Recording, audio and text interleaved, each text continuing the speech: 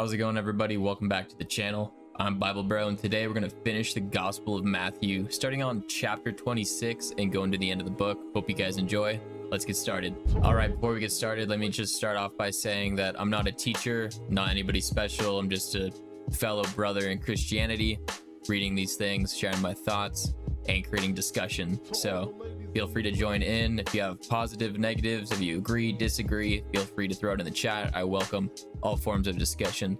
But yeah, so how this is going to work, we're going to start off by reading the chapter, and then we'll back up and review the chapter. If anything, speaks to my heart, I'll bring it up. If anything speaks to your heart, feel free to bring it up. So that's how it's going to go.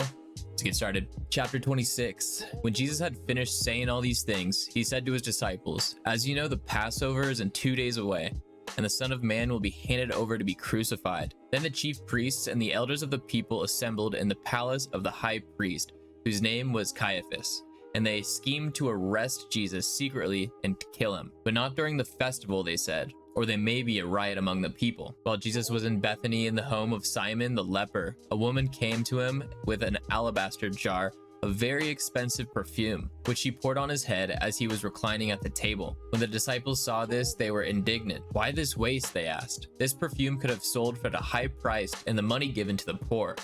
Aware of this, Jesus said to them, "Why are you bothering this woman? She has done a beautiful thing to me. The poor you will always have with you, but you will not always have me. When she poured this perfume on my body, she did it to prepare me for burial. Truly I tell you, wherever this gospel is preached throughout the world, what she has done will also be told in memory of her." Then one of the 12, the one called Judas Iscariot, went to the chief priests and asked, "What are you willing to give me if I deliver him over to you?" So they counted out for him 30 pieces of silver. From then on, Judas watched for an opportunity to hand him over. On the first day of the festival of unleavened bread, the disciples came to Jesus and asked, "Where do you want us to make preparations for you to eat the Passover?" He replied, "Go into the city to a certain man and tell him, 'The teacher says, my appointed time is near. I'm going to celebrate the Passover with my disciples at your house.'" So the disciples did as Jesus had directed them and prepared the Passover. When evening came, Jesus was reclining at the table with the 12. And while they were eating, he said, "Truly I tell you, one of you will betray me." They were very sad and began to say to him, one after the other, "Surely you don't mean me, Lord." Jesus replied, "The one who has dipped his hand into the bowl with me will betray me. The Son of Man will go just as it is written about him. But woe to that man who betrays the Son of Man. It would be better for him if he had not been born." Then Judas, the one who would betray him, said, "Surely you don't mean me, Rabbi." Jesus answered, "You have said so." While they were eating, Jesus took bread, and when he had given thanks, he broke it and gave it to his disciples, saying, "Take and eat, this is my body."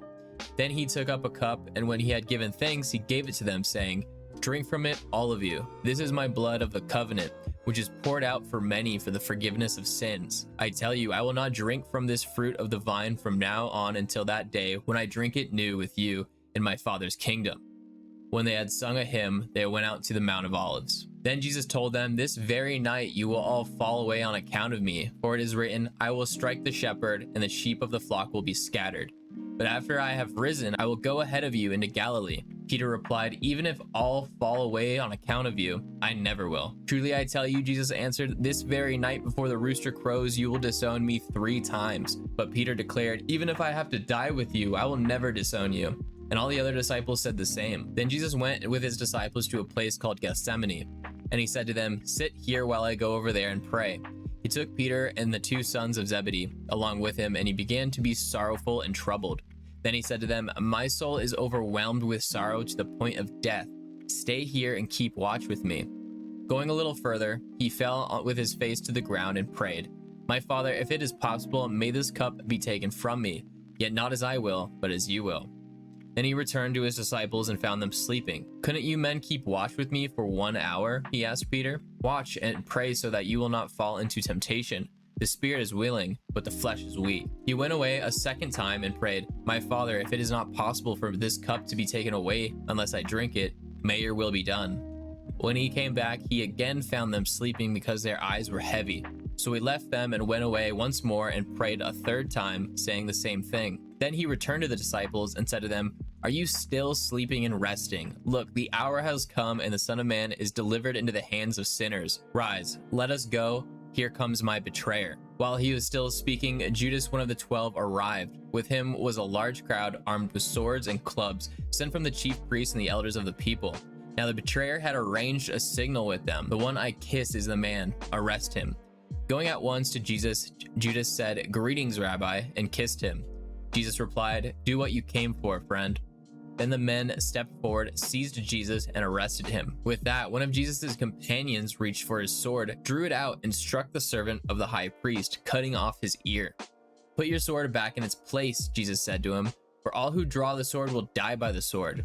Do you think I cannot call on my Father, and he will at once put at my disposal more than 12 legions of angels? But how then would the scriptures be fulfilled that say it must happen this way?" In that hour, Jesus said to the crowd, "Am I leading a rebellion that you have come out with swords and clubs to capture me? Every day I sat in the temple courts teaching, and you did not arrest me.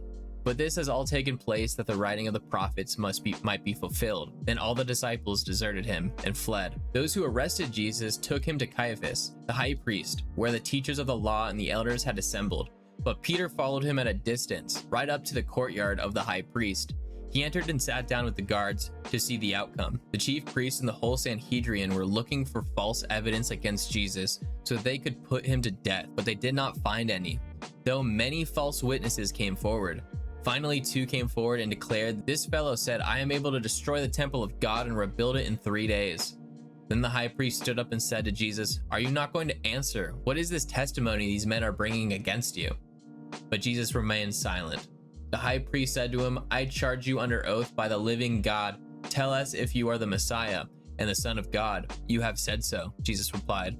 "But I say to all of you, from now on you will see the Son of Man sitting at the right hand of the Mighty One and coming on the clouds of heaven." Then the high priest tore his clothes and said, "He has spoken blasphemy. Why do we need any more witnesses? Look now, you have heard the blasphemy. What do you think?" "He is worthy of death," they answered. Then they spit in his face and struck him with their fists. Others slapped him and said, "Prophesy to us, Messiah. Who hit you?" Now Peter was sitting out in the courtyard, and a servant girl came to him.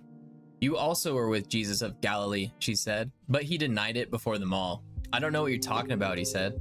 Then he went away to the gateway, where another servant girl saw him and said to the people there, "This fellow was with Jesus of Nazareth." He denied it again with an oath, "I do not know the man." After a little while, those standing there went up to Peter and said, "Surely you are one of them. Your accent gives you away." Then he began to call down curses, and he swore to them, "I do not know the man." Immediately a rooster crowed. Then Peter remembered the word Jesus had spoken, "Before the rooster crows, you will disown me 3 times." And he went outside and wept bitterly. All right, that's the end of chapter 26. Let's back up. So this chapter clearly has to do with the preparation for the crucifixion, the Passover night in the Last Supper, Judas Iscariot betraying Jesus, and the different events that lead up to it. Here we see in this part of the Last Supper, this is clearly where we get the communion from, where he's breaking the bread here and the blood. So that's where that tradition comes from. I find this part pretty hard to accept, because here we have, his 12 disciples and Peter being a prominent disciple, and even him and the other disciples scattered at Jesus's persecution. And Peter even saying that, like, "I would never deny you, Lord." And Jesus responding with, "Well, you're going to deny me 3 times tonight." When you're just reading over this, maybe you get the opinion that, like, "Oh my gosh, how could they do this? This is so crazy. I would never do that. I would never disown Christ just like Peter." But it's one thing to read this from your home or your spot and in a safe area and read over this and have your love for God and to judge them in a way. But to be in that situation, I try not to cast too much judgment, because I know when you're in the heat of the moment, when things are going on, you don't really think straight. You're very reactional. And so in this time, I think that to give them the benefit of the doubt, there's like this angry mob coming up on you, and they're, trying to arrest Jesus, and it's pretty intimidating. So to give them the benefit of doubt, I don't know how I would respond, but I would like to think that I would respond as I'm sure you are too, or you would too, that you would stand with Christ. And we can use this as an example for us throughout life, because there are times, I don't know, at your work, at your school, with your friends, with your family, that you might need to stand up for your faith. And there's a lot of social pressure to maybe hide your faith or not stand up for it, or not be confrontational with what you really believe in. I don't know the verse off the top of my head, but in the Bible there is a section that says, be ready in any season to like defend your faith. So although we might not be physically walking with Christ, we are spiritually, of course. And as we go through life as a Christian, from time to time, you will suffer persecution. That's just how it goes, biblically speaking. And so learn from Peter and the rest of the disciples that you need to be prepared in those emotional, reactional moments to stand up for what you believe in and stand up for God. Now, easier said than done, because again, it's going to be an emotional and a persecution is not easy to deal with. But nonetheless, you're not just a family member of Christ's. You're a soldier for the living God.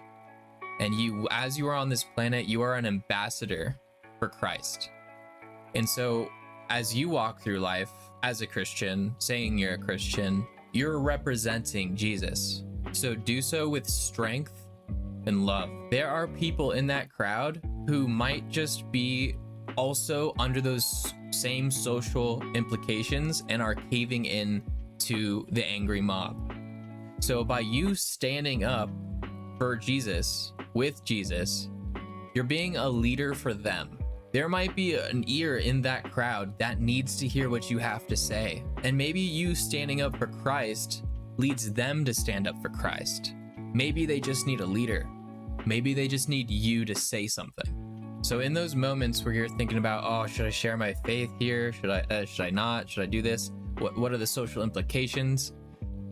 Try to get that all out of your head and be that loving child and soldier for God, because you never know who needs to hear what you have to say. And the person who may need to hear what you have to say might be even the one persecuting you. All right, moving on to chapter 27. Early in the morning, all the chief priests and the elders of the people made their plans how to have Jesus executed.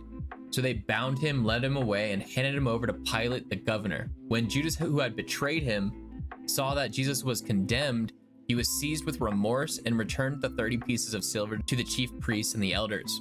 I have sinned, he said, for I betrayed innocent blood. What is that to us? They replied. That's your responsibility. So Judas threw the money into the temple and left. Then he went away and hanged himself. The chief priests picked up the coins and said, it is against the law to put this into the treasury, since it is blood money. So they decided to use the money to buy the potter's field as a burial place for foreigners. That is why it has been called the field of blood to this day. Then what was spoken by Jeremiah the prophet was fulfilled. They took the 30 pieces of silver, the price set on him by the people of Israel, and they used them to buy the potter's field, as the Lord commanded me. Meanwhile, Jesus stood before the governor, and the governor asked him, Are you the king of the Jews? You have said so, Jesus replied. When he was accused by the chief priests and the elders, he gave no answer. Then Pilate asked him, Don't you hear the testimony they are bringing against you? But Jesus made no reply, not even to a single charge, to the great amazement of the governor. Now it was the governor's custom at the festival to release a prisoner chosen by the crowd. At that time, they had a well-known prisoner whose name was Jesus Barabbas. So when the crowd had gathered, Pilate asked them, Which one do you want me to release to you, Jesus Barabbas or Jesus who is called the Messiah? For he knew it was out of self-interest that they had handed Jesus over to him. While Pilate was sitting on the judge's seat, his wife sent him this message. Don't have anything to do with this innocent man, for I have suffered a great deal today in a dream because of him. But the chief priests and the elders persuaded the crowd to ask for Barabbas and to have Jesus executed. Which of the two do you want me to release to you? Asked the governor. Barabbas, they answered. What shall I do then with Jesus who is called the Messiah? Pilate asked. They all answered, Crucify him. Why? What crime has he committed? Asked Pilate. But they shouted all the louder, Crucify him.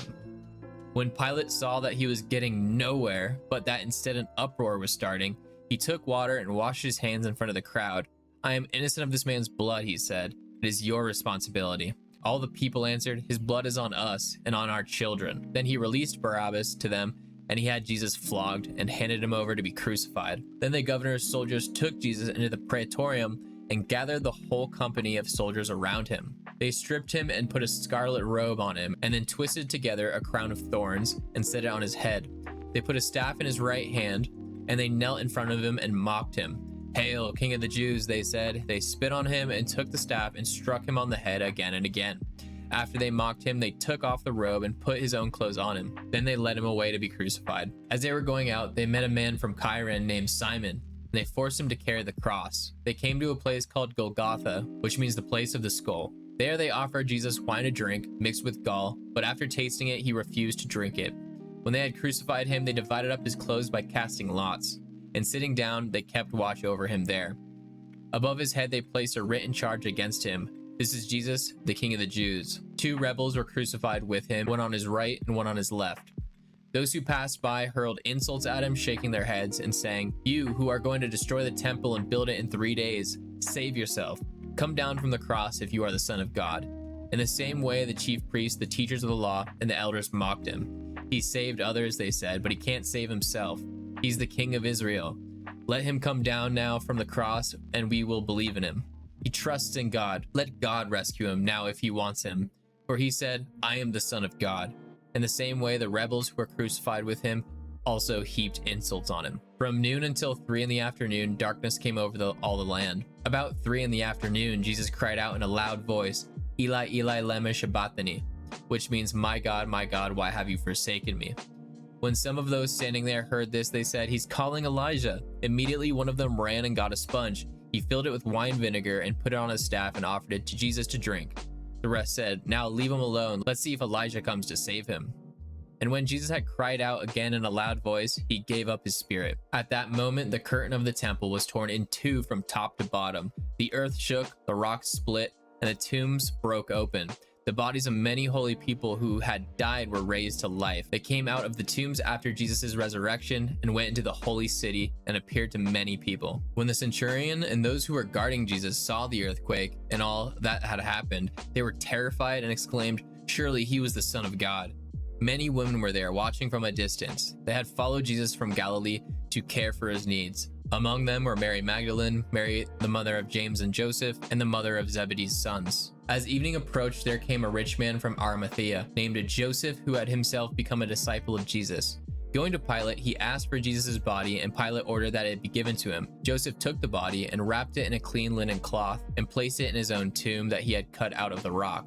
He rolled a big stone in front of the entrance of the tomb and went away. Mary Magdalene and the other Mary were sitting there opposite the tomb. The next day, the one after Preparation Day, the chief priests and the Pharisees went to Pilate. "Sir," they said, "we remember that while he was still alive, that deceiver said, 'After 3 days I will rise again.' So give that order for the tomb to be made secure until the 3rd day. Otherwise his disciples may come and steal the body and tell the people that he had been raised from the dead. This last deception will be worse than the first."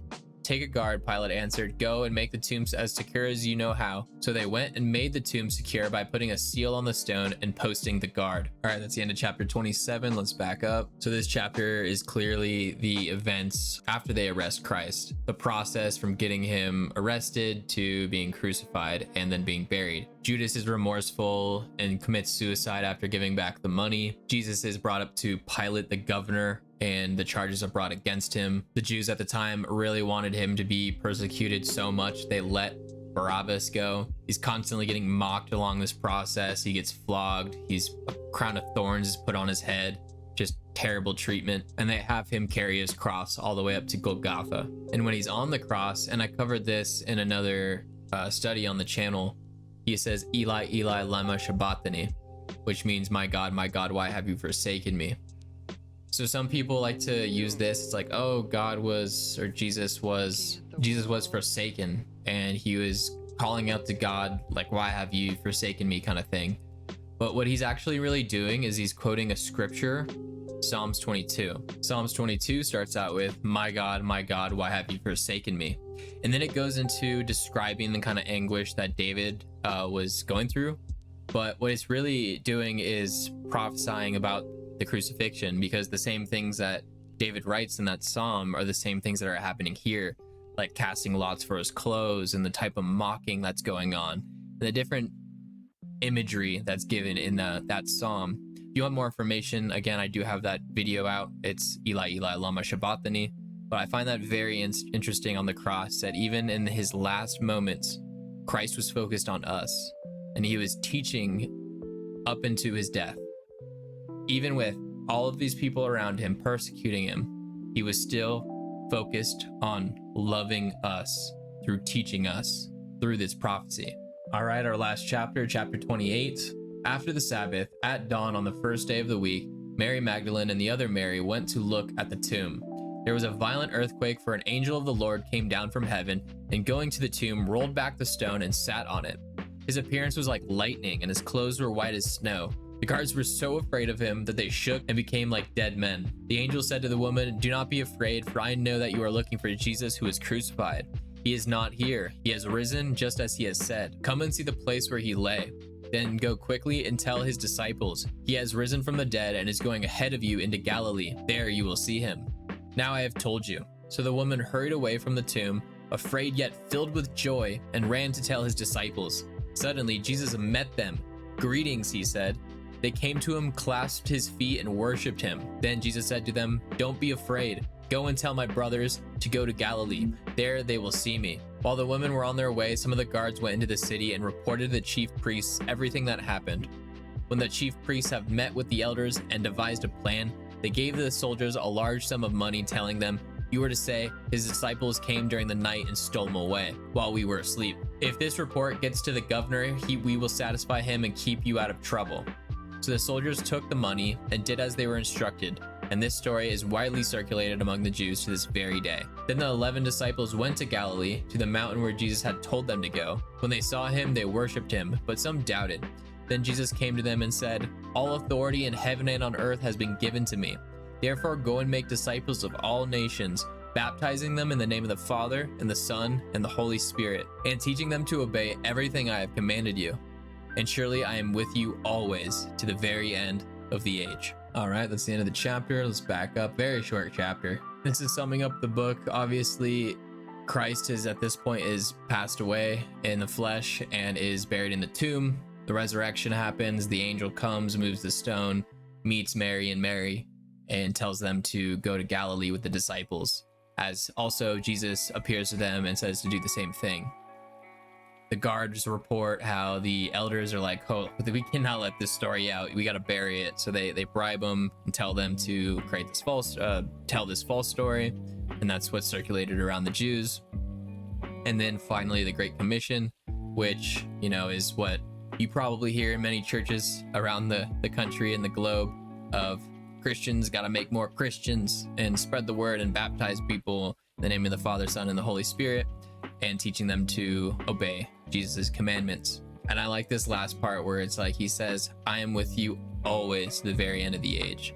Never forget, Jesus is always here, always with you, and he is right there at your door. Things may get tough, things might get lonely, maybe you give into a little bit of anxiety too, but at the end of the day, this is a promise to you. There's no maybes here. He says, "I am with you always to the end of the age." So I find that very comforting, and to ease my anxieties or my fears or my worries when things might get a little tough. Christ is with you. So that is the end of the Gospel of Matthew. I hope you guys enjoyed reading it with me. Feel free to leave comments on things you may agree with or disagree with on the things I brought up. I welcome all sorts of discussion, and I hope to catch you in the next book. Thanks for watching, and have a great rest of your day. Peace. Wake up.